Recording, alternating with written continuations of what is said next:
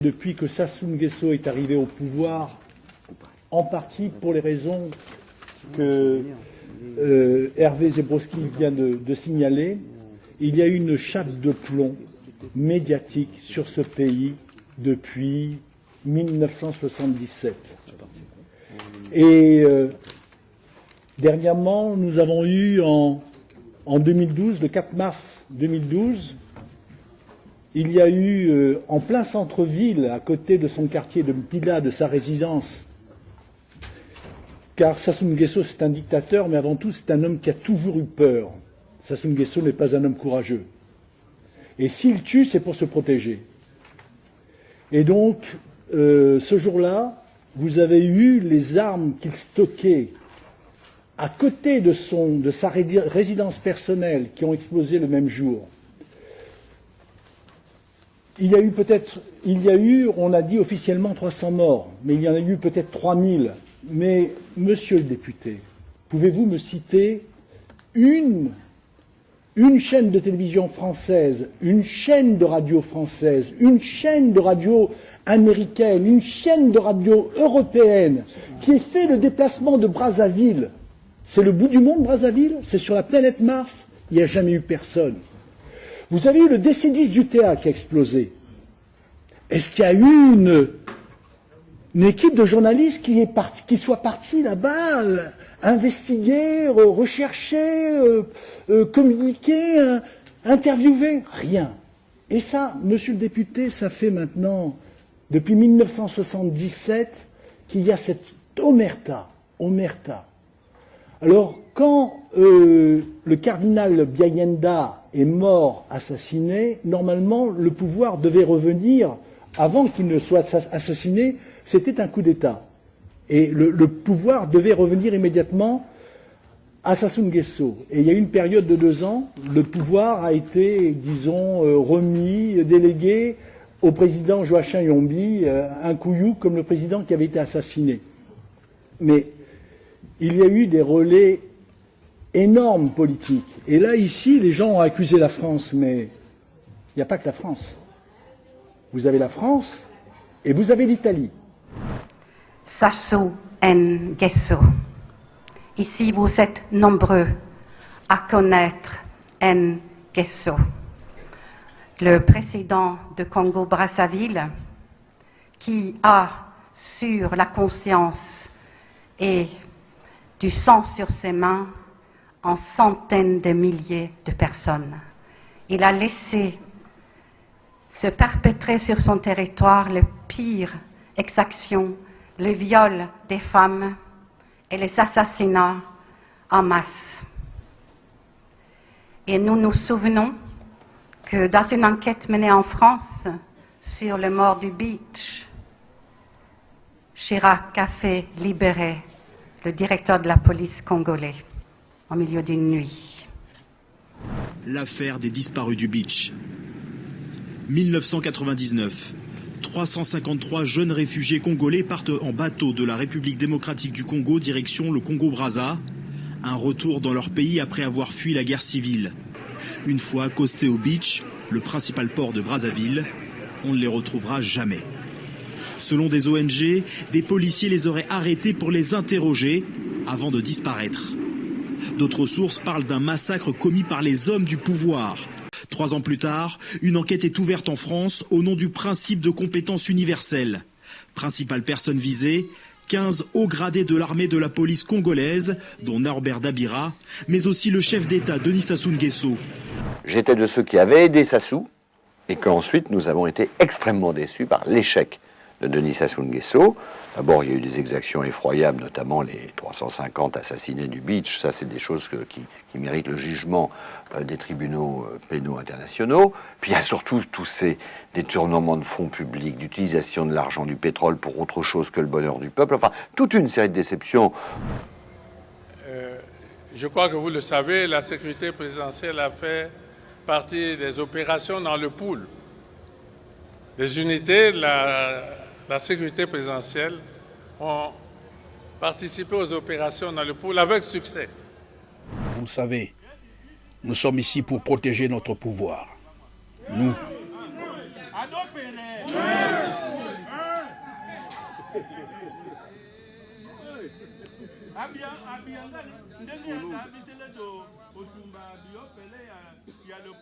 Lorsque nous avons brûlé le département du Poul, on ne nous a rien fait. Ils n'ont rien fait, le ciel n'est pas tombé.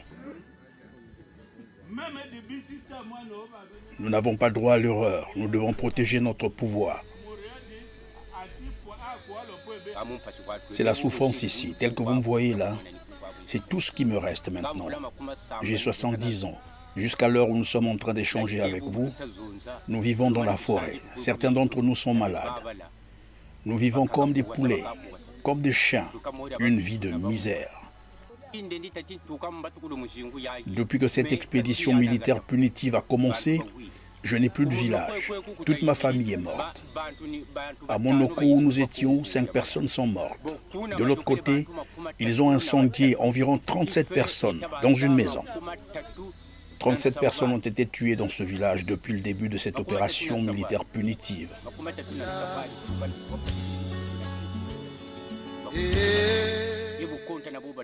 Sans compter ceux qui sont morts de maladie.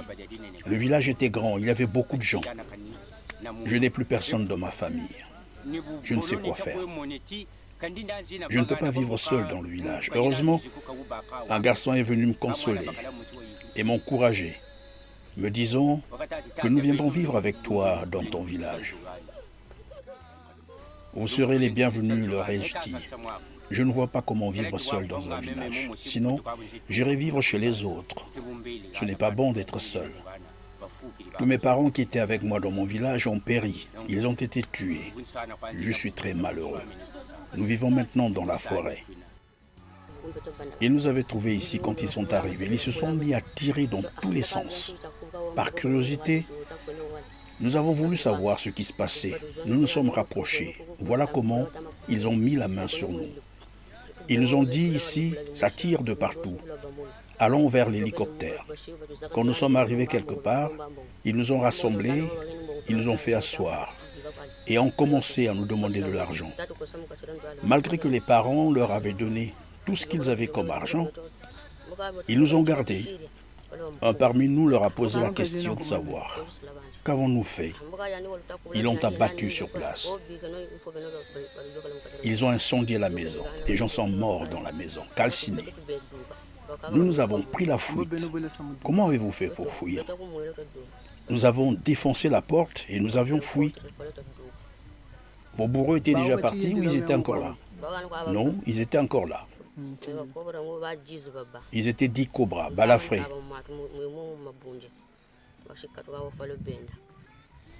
Et toi, tu t'es aussi brûlé? J'ai eu des brûlures ici et à la tête. Nous étions plus de centaines. Étienne a échappé à un bombardement de l'armée. Il témoigne, anonyme, dans le secret d'une chambre close, par peur des représailles. Il y a des gens qui ont perdu des vues, il y a les gens qui ont perdu des 4 membres, les intestins dehors. Les autres, ils étaient morts sur place, calcinés en même temps, brûlés, des corps jonchés. Donc, il y avait des militaires qui ont envahi la zone.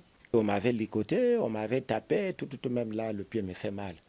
Ils tapaient, ils violaient, à l'œil nu comme ça là. Donc vraiment, c'était choquant. Au marché Total, le plus grand de Brazzaville, il y a longtemps que les bus ne font plus la navette entre la capitale et le Poul. Il n'y a plus rien. Il n'y a plus de bus qui viennent? Il n'y a plus de bus, rien. Les gens même ne sortent plus. On avait brûlé là-bas. Depuis 1 an, les habitants de plusieurs districts du Poul subissent un véritable blocus. Et il n'est pas rare de voir arriver, un matin, épuisées, des femmes comme Chantal, 50 ans. Elle vient tout juste de fuir son village. La maison a cassé le chemin. Pourquoi? C'est infernal là-bas. Les militaires ont tout cassé. Ils ont brûlé nos maisons. On n'a rien à manger. Les gens ont les pieds enflés. C'est la pénurie. Le sel, par exemple. Les militaires nous vendent la cuillère de sel à 1000 francs alors que ça coûte 25 francs normalement. Pour aller chercher à manger, il faut s'échapper et se cacher dans la forêt. Les militaires nous pourchassent partout. On risque notre vie en allant chercher de quoi nous nourrir. Il faut tout faire en catimini. Mais qu'est-ce qu'on a fait pour subir ça? Je rentre plus. Je vais rester ici. L'atmosphère dans ces villages du Poul semble oppressante. Étienne, lui aussi, s'est échappé d'une petite localité aux mains des militaires. Derrière lui, il a laissé sa mère, sa sœur et ses neveux. Là-bas, l'armée refuse à la population de sortir, comme dans un enclos. Donc, vous pouvez même pas aller à 3 km de la gare. Donc, il n'y avait plus rien à manger. Même là, c'est avant-hier que j'ai appris qu'il y a encore eu un décès là. Ils sont morts dans la maison. Nous, on ne comprend pas pourquoi on nous garde. C'est devenu comme une punition. Parce qu'ils sont là pour la sécurité, d'après eux, ce qu'ils nous disent. Faute d'accès, on ignore combien de civils vivent encore reclus dans ces zones isolées. En avril dernier, une trentaine de personnes malnutries ont été discrètement exfiltrées par les autorités. Le député du Poul, Guibrice Parfait-Kolela, leur a rendu visite. C'est dommage que les caméras ne sont pas passées pour filmer ces gens-là avec des cheveux roux, des ventres ballonnés. C'est grave. Dans le Poul, pour y accéder, il faut les laisser passer. C'est comme si on était dans la bande de Gaza. C'est ça ce qui se passe. Donc, moi, je ne pense pas que la traque de 4 individus puisse amener à ce que tout un département ou 6-7 districts puissent être mis en difficulté. Que se passe-t-il exactement dans ces localités? Pourquoi la traque du Pastantomi provoque-t-elle autant de déplacés et autant de violences? Les récits des populations jettent en tout cas le trouble sur la version avancée par les autorités. Arsène a fui les militaires qui brûlaient son village et aujourd'hui encore il se demande pourquoi. Tout ce que nous savons officiellement, qu'ils sont à la recherche des ninjas. Oui, c'est tout ce que nous dit. Malheureusement pour nous, les ninjas ne sont pas avec nous dans le village. Bon, mais eux, ils font des services sur nous qui sommes au village. Donc, au lieu de les pourchasser dans les forêts, s'ils ont vraiment des renseignements, mais ils s'en prennent seulement à la population. L'ONG catholique Caritas réclame un couloir humanitaire d'urgence et tente de briser l'omerta qui règne sur ce conflit en venant en aide aux populations déplacées. Mais la plupart d'entre elles survivent dans l'indifférence générale. En un an, l'UTT, à quelques kilomètres du Poul, a accueilli 2000 déplacés, mais ils sont comme invisibles. Les autorités locales ont refusé qu'ils soient regroupés sur un site trop voyant. Instruction a été donnée aux chefs de quartier de les placer dans des familles d'accueil, souvent démunies, elles aussi. Augustine est veuve, malade. Depuis 9 mois, elle héberge 17 personnes sans la moindre assistance. Ah oui, je suis abandonnée de moi-même. Avec mes sinistrés, je suis abandonnée. Personne ne me rend visite. Donc c'est grave. Personne ne dit oh, même quelque chose à manger, même quelque chose à couvrir, même quelque chose, de façon matelas pour faire dormir. Même la natte, rien. C'est moi-même. Mais j'ai besoin de l'aide. De l'autre côté de la ruelle, 2 vieux wagons silos rouillés, abandonnés depuis 20 ans, depuis la dernière guerre. Et devant la maison, une assiette avec l'unique denrée du jour, un petit morceau de manioc déjà bien entamé. Regarde le bout de manioc, on partage sur mon petit. Venez ici, venez voir ici. Cette jeune fille veut nous montrer ses moustiquaires troués. Elle a fui, dit-elle, les pillages de l'armée. Ils ont brûlé les habits, oui. Ils ont cassé les maisons, donc il n'y a plus de maisons là-bas. Les maisons, on a enlevé des tôles, on a cassé des maisons, donc là-bas, il n'y a plus de maisons. Ni l'élevage, il n'y a plus, on a tout pillé. Il y avait des ninjas dans votre village? Non, c'est moi des militaires. C'est des militaires qui ont créé tout cela. Même Caritas a bien du mal à trouver de l'argent pour venir en aide à ces populations, victimes d'une crise dont pas grand monde ne parle et qui reste minimisée par les autorités. Javel Kimbassa, coordonnateur de l'ONG dans ce département. Je suis révolté contre cette situation qui se répète, des populations abandonnées à elles-mêmes. Il y a des gens qui meurent en silence, il y a des femmes qui sont obligées de se prostituer. S'il n'y a pas une prise de conscience, une mobilisation nationale, internationale, s'il n'y a pas des ONG qui s'engagent pour venir en aide à ces populations, il y a énormément de risques. C'est difficile d'alerter les gens sur ce qui se passe ici? Difficile, oui. Parce que ça dérange certains. Ceux qui n'ont pas envie de savoir qu'il y a des situations comme ça, des gens qui sont en détresse, ça dérange. Je ne voudrais pas les nommer, mais nous, notre combat, c'est de faire connaître ce drame qui se vit ici.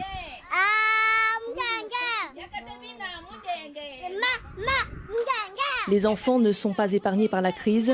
Sous une tente, depuis le mois de février, l'UNICEF accueille quelques heures par jour de jeunes enfants traumatisés. Ursula Nsona est animatrice sur le site. C'est surtout effacer les images là qu'ils ont vécues là-bas dans le Poul Là, par exemple, j'encadre les enfants de 5 ans. Quand je leur demande de dessiner, tu vois, il y a des enfants qui sont en train de dessiner les hélicoptères, il y a les enfants qui dessinent les armes des militaires. Bon, tu vois, ce sont des enfants traumatisés et nous essayons d'effacer ce traumatisme-là. S'il y a un certain flou sur la nature et les enjeux de cette guerre qui se déroule à quelques kilomètres dans le Pool, les témoignages des enfants ne laissent aucun doute sur l'ampleur des violences qui se poursuivent par endroits à huis clos.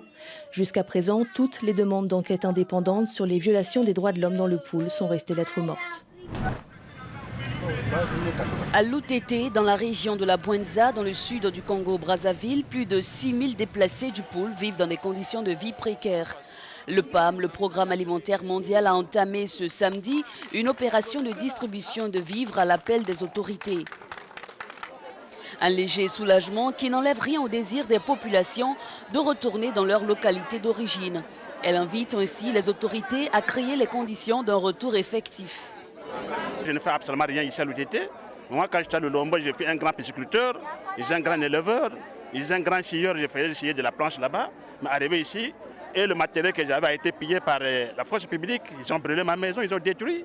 Et arrivé ici, ça ne m'arrange pas. Ici, dans le village de Kimwanda, la plupart des déplacés sont arrivés en juin dernier. Ce qui prouve que la crise du Pool qui a débuté en avril 2016 a eu des conséquences jusqu'à maintenant. Jusqu'ici, le déplacement s'est produit en juin. Donc en juin et en juillet, c'est la solidarité qui a joué entre la population locale envers les populations déplacées.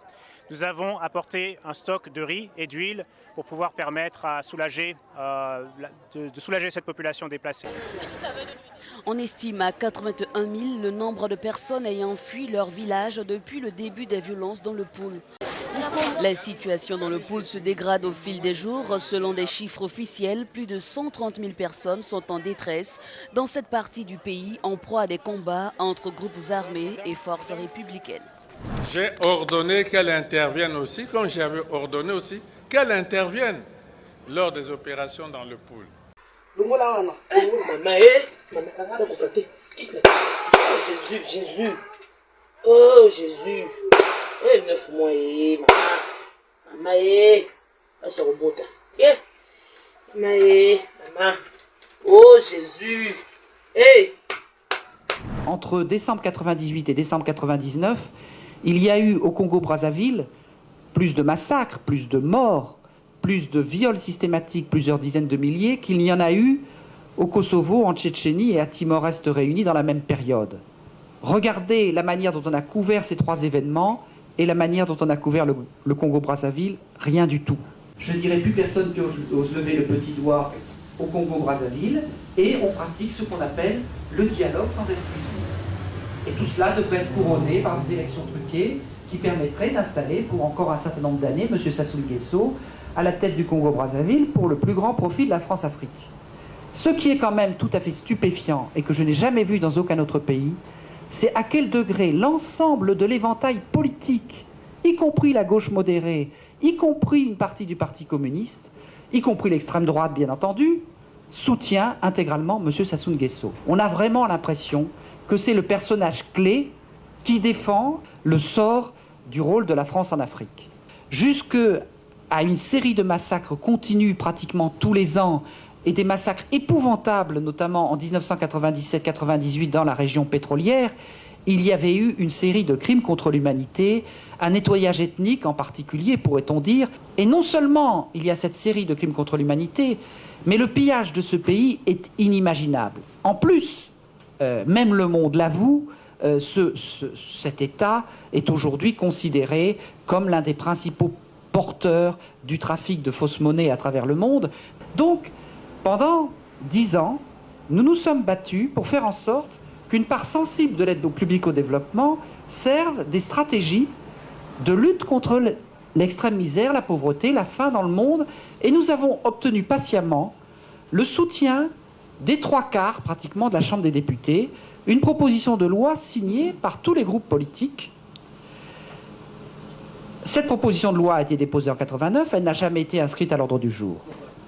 Peu à peu, nous nous sommes rendus compte, comme le dit Sylvie Brunel, que l'aide publique au développement est trop utile à la réelle politique pour servir à lutter contre la faim.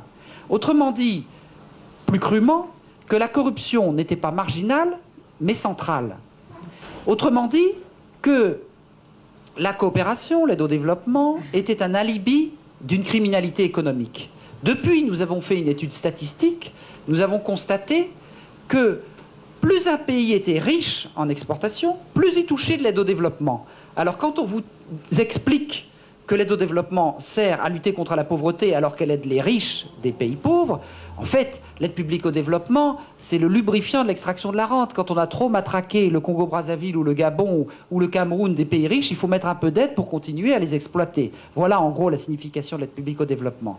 Donc à partir de 1992, nous avons dit il faut dénoncer cette criminalité économique. En 1994, avec le soutien pendant les 4 mois du génocide, soutien militaire, politique, financier, diplomatique de la France à ceux qui commettaient ce génocide au Rwanda, puis le soutien à la réhabilitation de Mobutu, qui a détruit en partie son pays, puis le soutien au régime intégriste et raciste soudanais, qui est la cause à peu près de 2 millions de morts au sud du pays, on s'est dit, mais c'est pas seulement de la criminalité économique, c'est aussi une criminalité politique gigantesque. Et donc, à partir de ce moment-là, on s'est dit, nous qui avons mis du temps à découvrir tout cela, qui sommes absolument secoués au-delà du possible par la complicité de la France dans le génocide rwandais, nous ne pouvons plus nous taire. Nous devons dire ce que nous avons découvert. Et donc nous avons lancé Billets d'Afrique, des dossiers noirs de la politique africaine de la France, et peu à peu lancé un travail d'investigation, de recherche d'informations, de consultation des spécialistes, de rencontres de très nombreux Africains, et c'est cela qui a abouti à ce travail.